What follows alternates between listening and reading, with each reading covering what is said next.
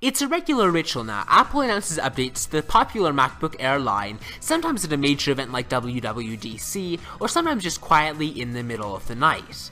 Everyone always nods and says the laptop is an even better deal now, but, with all that said, it's still essentially the same machine that we've seen for years. That's because the current MacBook Air model dates from 2010 and has undergone only minor tweaks since then, mostly to its CPU, networking hardware, and camera. How many other laptops can you actually say that about? So I think Apple is definitely overdue for a fully decked refresh of the MacBook Air line, and when they do that, here are some things that I'd like to see in future MacBook Airs, whether they release in 2014, 2015, or sometime after that. So number one, change the aspect ratio. The 11-inch Air is the only MacBook with an industry standard 16:9 display, while the 13-inch Air and the Pro models are all 16:10. Some people do truly prefer 16:10, but the other aspect ratio has been dominant long enough, like in HD TVs, that it's the established standard. These days, any premium 13-inch laptop without at least a 16:9 to 1920 by 1080 screen resolution feels simply second class. Number 2, add HDMI. This is a minor request, but it's one that the MacBook Pro has been able to add years after which Apple seemed like it would never add this feature to any of their laptops. HDMI makes sharing video, photos, and even the cool stuff you make in iLife a lot easier, so I really don't see why Apple hasn't added this to their MacBook Air yet. Next, high-resolution displays. The Retina MacBook Pro kicked off the current trend towards better than HD displays, but this is one area where the Windows crowd has caught on quickly.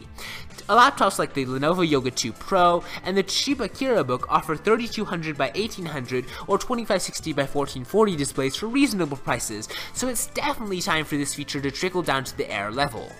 Now, on the subject of Windows, I think Apple really does need to jump on the touchscreen bandwagon.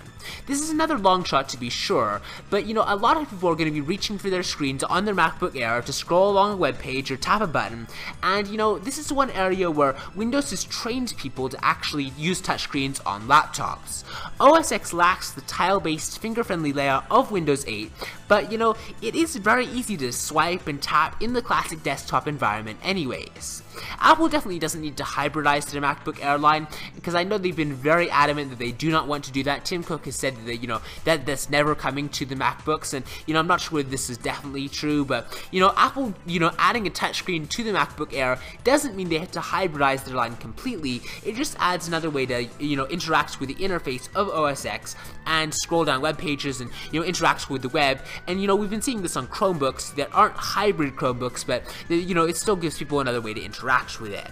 So some of these ideas may seem far-fetched to regular Apple watchers, but the MacBook isn't so unchanging as you might think. The system has added some of my most wanted features in recent years, including USB 3.0, faster 802.11 Wi-Fi, and a base 128GB SSD in the 11-inch version. Some of these requests I've been wanting them for a number of years now, and I think that 2014 or 2015 may be the years where we finally get a next generation MacBook Air, and I would be really happy to see that. Let me know what you want to see in a future MacBook Air in the comments below. Please be sure to like and subscribe if you enjoyed this video, and I will see you next time. Bye!